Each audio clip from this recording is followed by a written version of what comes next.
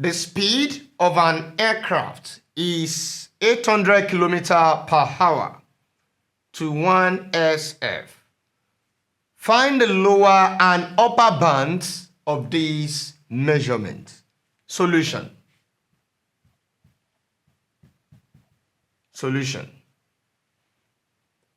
Now we have 800 km per hour. And this is already approximated to one significant figure. So we can see that the one significant figure position is on 8 here. So in this case, what is the place value of 8? We know that from here, this is unit. Then we have what from the back? This tens, and this is hundreds. So we have hundreds here. That is 800 is the place value of 8. Now, what does hundreds means? That is 100.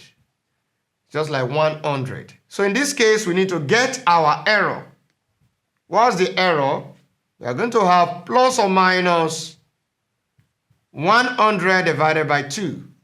So this will give us plus or minus 50.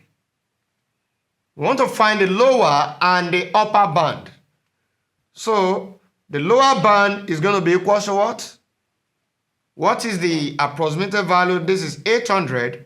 Then we have minus 50. And what's the unit? That's kilometer per hour. Now we have 750 kilometer per hour. That is the lower band.